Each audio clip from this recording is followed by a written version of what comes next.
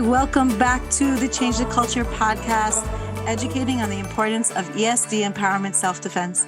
I'm Annie Orenstein, your host of the Change the Culture podcast at My Power and producer of My Powercasts. My Power is a social tech startup dedicated to reducing and preventing interpersonal violence through technology, education, and community. Today on the show is Modou Lamin Davies from the Gambia in Africa. Welcome. Thank you, Andy. Thank you so much for having me on the show. It's truly my pleasure being here. Pleasure meeting you. I met you for a second when you were in Jerusalem just last month. We'll get to that. For many years, Modou has been an advocate standing up against sexual and gender-based violence in the Gambia. On the show, Modou will share with us about his country of the Gambia and the unique culture there. We will learn about the organization he co-founded called Beyond Advocacy, and we will hear how empowerment self-defense is changing the culture on the ground. So, Modou, what was it like for you growing up in the Gambia? And tell us what inspires you about the people in your country and something that you wish the world should know. Okay, so in Africa, when you talk about the Gambia, people refer to it as the smiling coast of Africa because people from other countries say that Gambians smile a lot. And because of our hospitality and all of that, so we are called the smiling coast of Africa. So growing up in my country, because we are a very small country, we have about 2 million people. So everyone knows everyone in my country.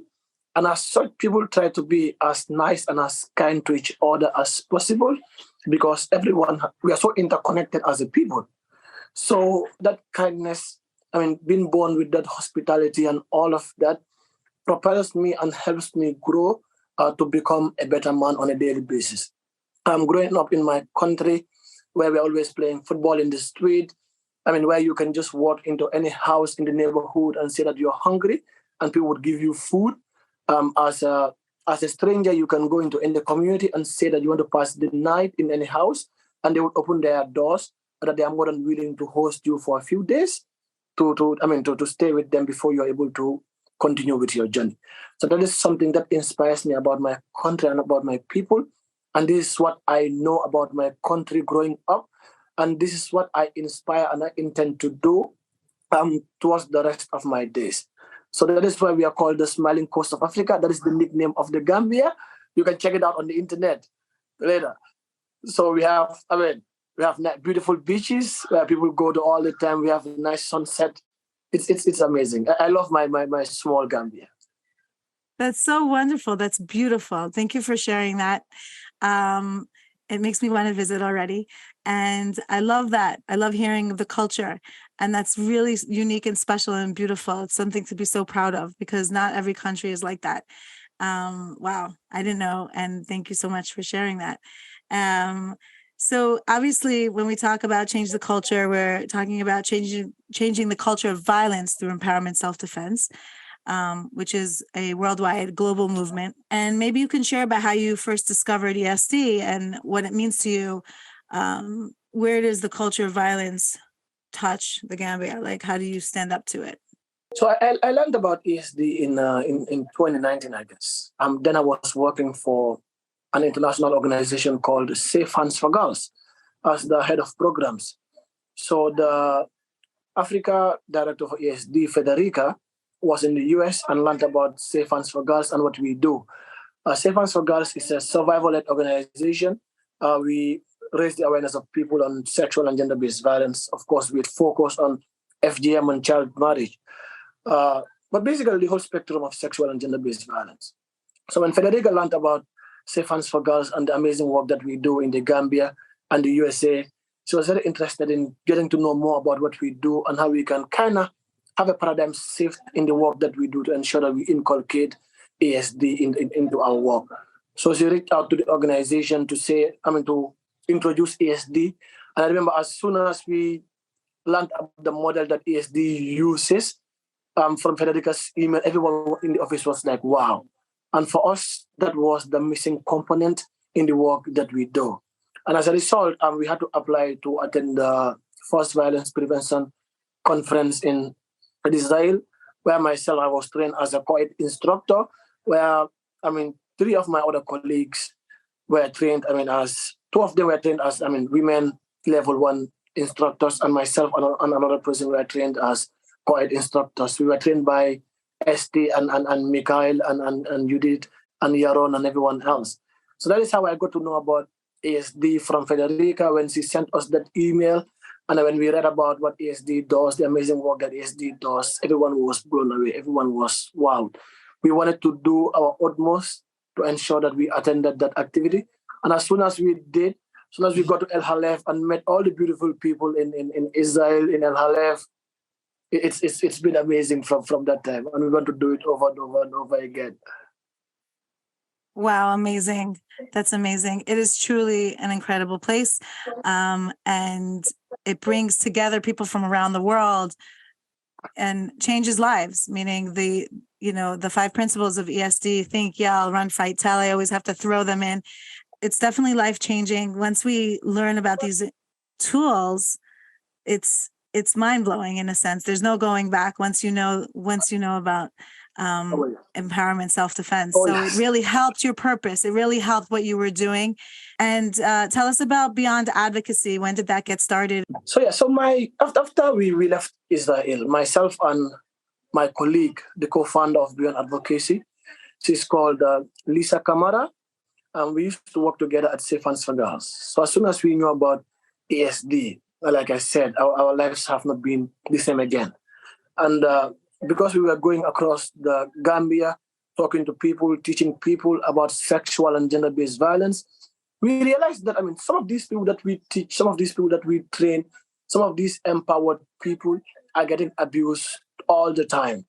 Sometimes, on a daily or weekly basis. So what is it that we are not doing right that is making sure that these people get abused? And when we came across ASD, we realized that this is truly the missing component in the work that we do. And that we wanted to move from just talking to people about what is SGBV, what are the forms, what are the effects, where can you report to. We want to actually teach people to be able to interrupt violence even before it happens. And that is what prompted the birth of Beyond Advocacy. All our lives, I've been in this work for more than 15 years now, talking to people about sexual and gender-based violence. And my colleague Lisa has been in it for more than 15 years as well, talking to people about SGBV, right? But we wanted to give it a different flavor. That is why we call it Beyond Advocacy. That for us, it is beyond just going to people, talking to them about the effects of SGBV. For us, it's about giving people the tools and the skill set that they need to be able to interrupt violence even before it happens. And even while it is happening, we want to be able to give people the tools to be able to protect themselves in violent situations. And that is why, if you read the introduction of our organization, it says that it is our fervent belief that this is one of the few ways that we think we can end sexual and gender-based violence. And there's no better way to end SGBV, beyond ESD. For us, ESD is the do-all and the end-all as far as fighting against SGBV is concerned. And that is why we decided in 2022 to do some brainstorming, to work on a constitution, to work on registering the organization, to talking to people, to having tons of media programs, meeting partners, and all of that to ensure that we have this organization, to ensure that it is registered and up and running. So this is what prompted the part of Beyond Advocacy as an organization for us. Wow, that's incredible. And you talk about bringing rhetoric into action, one of the taglines of Beyond Advocacy. Can you help us go a little bit deeper, Modou, into the issue of sexual and gender-based violence in the Gambia, and also what you've seen around the world? Meaning, there are obviously every country has its own challenge when it comes to violence and sexual violence. And do you feel that your message is different in the Gambia versus when you're traveling around the world and teaching ESD? Violence is violence everywhere. I think it's important to note that. However, societies and countries have their unique issues that they deal with all the time on a daily basis. In the Gambia, of course, we have a lot of cases of sexual and gender-based violence. But sexual violence is the most prevalent form of sexual and gender-based violence. And perhaps the Gambia is different from Israel or Nigeria and other places because we are very small and we are closely knitted. So people wouldn't even believe issues of sexual violence in the Gambia. Because people are always abused by, let's say, incest, for instance, being sexually abused by people who are related with via blood. You have fathers abusing their daughters, you have mothers abusing their sons, you have brothers abusing their sisters, and the list goes on. And in the Gambia, this is something that we have that might be a bit different from other countries because we are too small and everyone knows everyone and everyone is related to everyone in the Gambia. Of course, we have other forms of sexual and gender-based violence, especially sexual violence. Another one is called quid pro quo, where people would solicit favors from you in exchange for sex. Where in the workplaces or in the workplace, your boss would tell you that I can only promote you in exchange for sex, or I can only grant you or give you this job in exchange for sex. So before, people didn't think that this was an issue. They thought it was normal because as an adult, you can give consent perhaps, you can make an informed choice, but this wouldn't be consent because there is an underlying condition.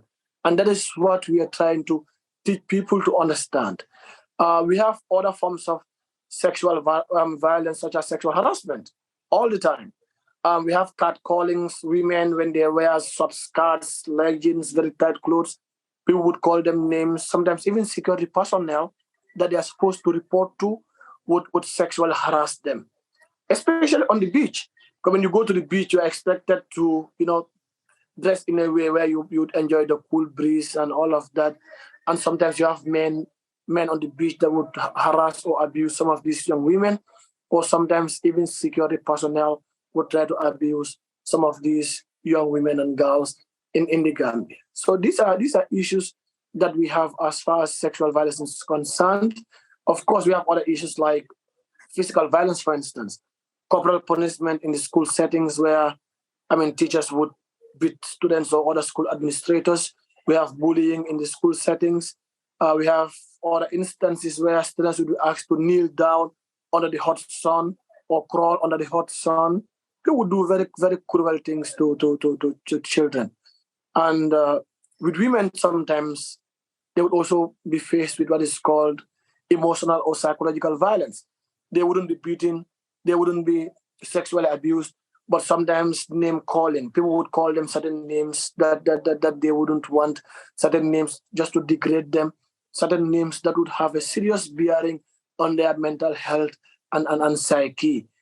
This, I believe, also contributes to the rate at which people commit suicide, even in the country, because when you're dealing with sexual or physical violence, for me, it is easy for people to notice and help you. When you are dealing with emotional or psychological violence, this is internal. People cannot see it. So it's difficult for people to know that you are dealing with that. And as a result, many people wouldn't also go and seek help because, again, it's a very closely knitted society and everyone knows everyone. So you cannot just go to anyone and explain your problems unless you hear people talking about it in the neighborhood or in the street. People are very, conservative. They are very closed up when it comes to talking about their issues. I could imagine if everyone's family, then if somebody turns over a card and says, this is not okay, then it kind of has to flip it makes a ripple effect. It affects so many people. If somebody's going to step up and speak out. And this is what you're an advocate for people to deal with that and to understand the complexities and to face and to identify these issues as issues, to recognize them, and giving people the tools and the power to say that's not okay. And I understand that. My question to you is, when you came a few years back to learn how to teach ESC for all genders, well, what do you feel? This isn't a question that I wrote down or prompted when we first got on before we started the show, but I'm curious to know because most of the people that I've interviewed on the podcast are women, and I'm very grateful to be interviewing ESD instructors that are men, and men on the forefront, on the front lines, making the world a safer place through ESD. So my question is, who do you feel the pressure to speak to first, like internally? Like, is it the young girls? Are they the mothers? Are they the men in society, in your country, beyond? Like, where do you feel that pressure? Who to get to first? What do you think is, in your mind, most important? So in the work that I do, I, of course, like you said, I deal with all genders, right? We we teach all genders. But personally, and of course, through my organization, I deliberately make it an attempt to talk to men the most, because men are the biggest perpetrators of sexual and gender-based violence, be it sexual violence, be it emotional or psychological, be it economic violence, be it physical violence. Men are the biggest perpetrators of sexual and gender-based violence. I've met with women, I've had conversations with women that are very educated, that are very empowered, but when they get married, they're in their husband's houses, there are certain decisions that they cannot make for themselves. Men would even rape their women, in their marriage. Women cannot make certain decisions for themselves. So it is my belief that when we talk to these men, because these are the highest decision makers in the country. President is a man. If you go to our parliament, our National Assembly, I'll say over 90% are all men. If you come down to the grassroots level, the heads of communities, heads of villages, heads of districts and regions, they are all men. So men are the highest decision makers. Men have that power and that influence to change whatever it is that we want to change. So that is why I make it a deliberate issue to talk to men the most, because there is no way we can also put an end to sexual and gender-based violence, irrespective of what you can think as a person, without the involvement of men and boys. That is not possible, right? Because if you want to put it into a law in the Gambia, men are supposed to approve it for it to become law. If you want to implement anything in the community or in the household level, you need the support and the partnership of men to make sure that you're able to do what you want to do. Of course, we talk to women, we talk to them about their responsibilities, we talk to them about their rights and what is not supposed to happen to them. But when people ask me what causes rape, for instance, in my activities, I tell them men cause rape. But rape for me is not caused by a woman's dress code, it's not caused by a woman's location and all of that. If men are not raping women, then there will be no rape. So rape is specifically, focused or caused by men. So other things are just justifications that men would come up with, like dress codes and all of that, but rape is caused by men.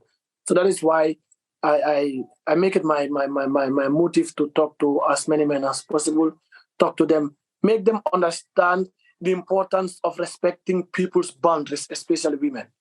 Because even as a woman, if you set boundaries for yourself, you need people to also respect your boundaries, isn't it? And because of where I am from, where everyone knows everyone again, we are all closely knitted. People are no respecters of other people's boundaries. People do not even know what boundaries are. Anybody can just walk into your house, like I said, and just do one or two things and go out again. And you cannot do anything because we are all related. We all have a relationship. So, but once men start understanding the importance of, respecting women's boundaries and their bodies and all of that, even I see that there has been some change in the work that we do, really. So, men. Wow, Modou, thank you so much, first of all, for sharing that. I think that your voice in this picture is really important, and what you just said is very powerful to me personally as well. It's something that I'm learning from you, and you reiterated it. But I'll say it again because I found it profound. It's one thing to teach women to express a boundary, but when we talk about changing the culture, there's another element, which is the element of respecting the boundary. So I can step up and say, hey, I don't like that. I could try to enforce that somebody respects the boundary, but probably I'm just going to have to walk away or get out of the situation if they're not going to. So you're recreating or improving the culture. Obviously, we don't want to specifically, we say change the culture, but we're improving it for each side, for women and men and our children to express boundaries, as well as for each side to, all gender, to respect those boundaries. So thank you for that point. It's amazing. And it's on key, on the mark. Back in December, you participated in a conference. Could you tell us about that and who you spoke to and what your message was? So in December, we we had a biennial conference event that we have like every 2 years.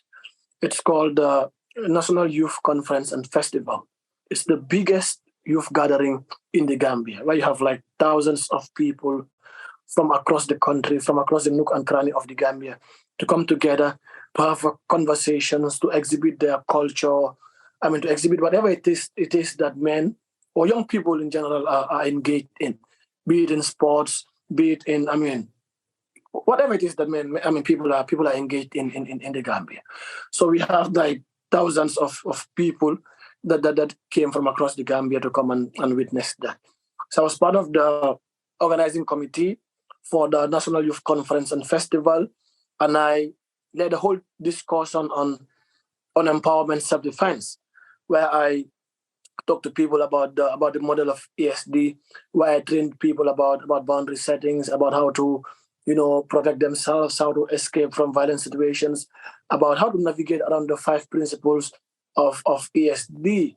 And everyone was wowed, everyone was amazed, because this is a new thing in the Gambia.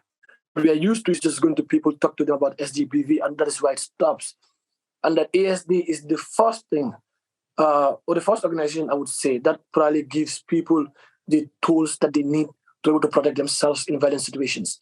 So, on the first day, I had a discussion with them about ESD, what it is about, that ESD is very different from martial arts.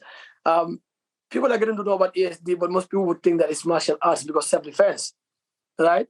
So when we have these opportunities to talk to people, we emphasize that ESD is very different from martial arts.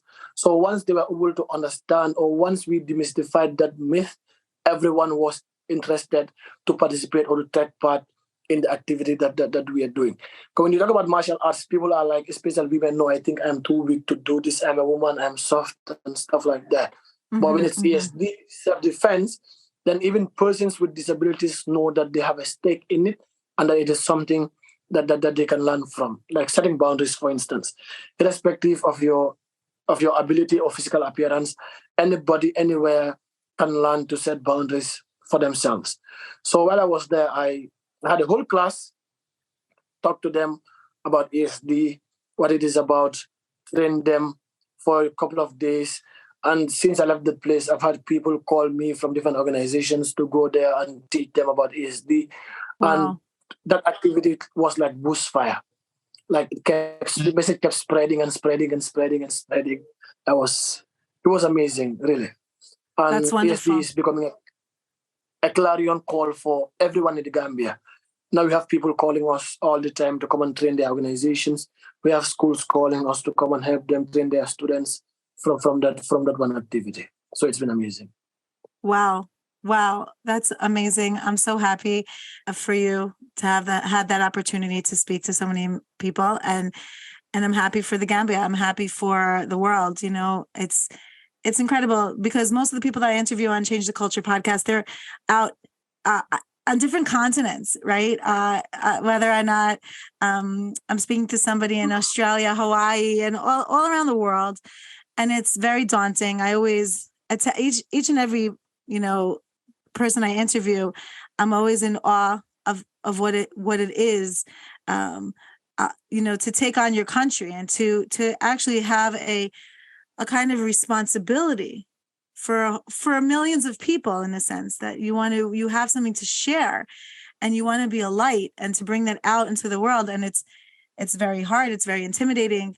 And I'm happy that you were back recently in in Jerusalem and Israel in March, where you joined ESD instructors around the world. Again, you were the first African Impact Personal Safety Global Instructor. Tell us where has ESD also taken you around the world? Just like give us some spots that I haven't been to. So ESD has, of course, taken me to Jerusalem twice. It's taken me to Rwanda as well, where we had, we trained 4 different cohorts, and I was part of the trainers. 2 cohorts for women and the other 2 all gender. We also train people from the LGBTQI community on ESD. So I've also been to Jerusalem twice. Amazing place, beautiful people. I've met some of the nicest people in my life in Jerusalem, and I've really had the opportunity to start friendships and that I think would last me a lifetime. So while I was there, I was so excited to go back to Jerusalem, just to give this a little bit of context for you to understand how much I love ESD and the work that we do with ESD. So Israel does not have an embassy in the Gambia. Israel has an embassy in Senegal, Dakar. So I had to travel by road from the Gambia to Senegal. That would take me like 6 hours just to get to Senegal, to go and process my Israeli visa, probably spend a night and come back the following days again and drive again for 6 hours just to come to my place, just to ensure that I'm able to attend ESD activities. It's tiring, it's daunting.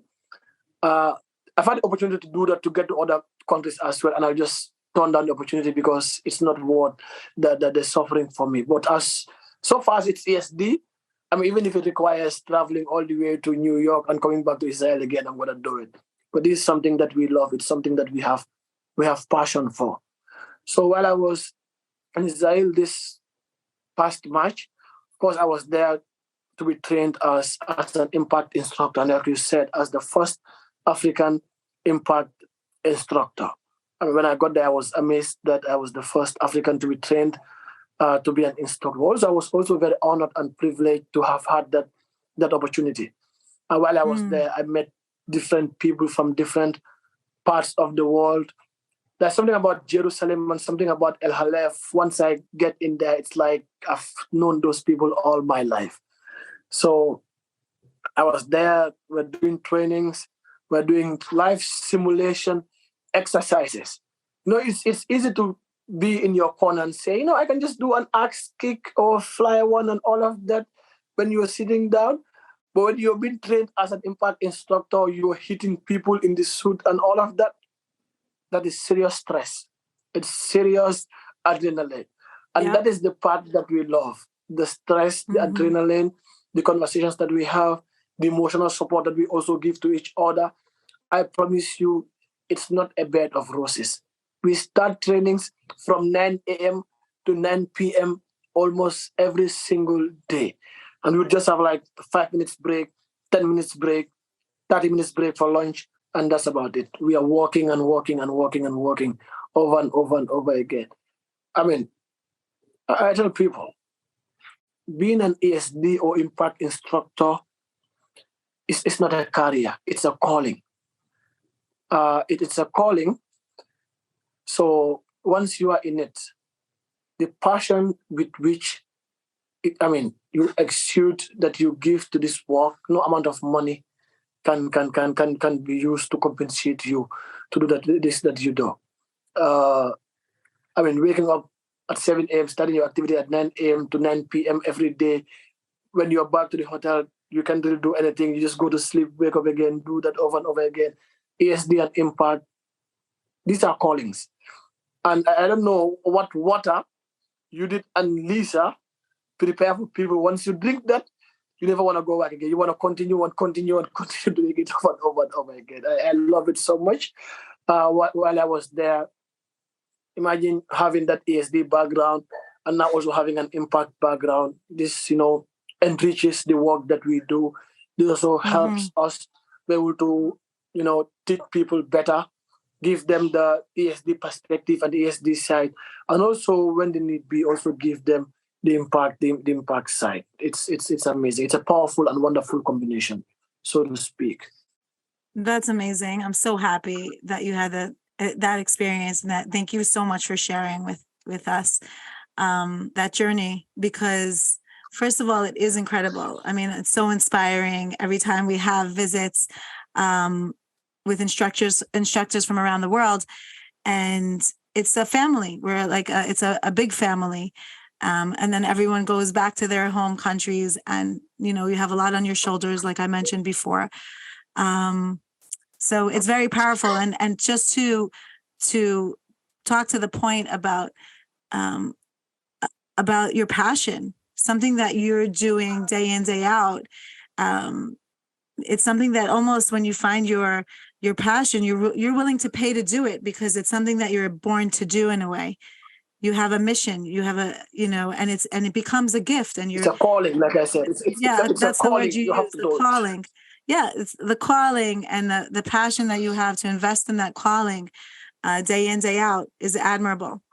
And we should all find our callings, and we should all be part of that. And we should all be able to complement one another in this calling, to making the world a safer place. So I'm very, very grateful to have you on the show. And maybe you'll share with us just where you want to be in 10 years from now, or something that you have on your bucket list, a dream of yours. So I'm reading law at the university. Of course, I have a background in development and advocacy and all of that. But now I'm reading law at the university, and I'm going to be done in a few months. I intend to also go to the bar, get my license, and be a practicing lawyer.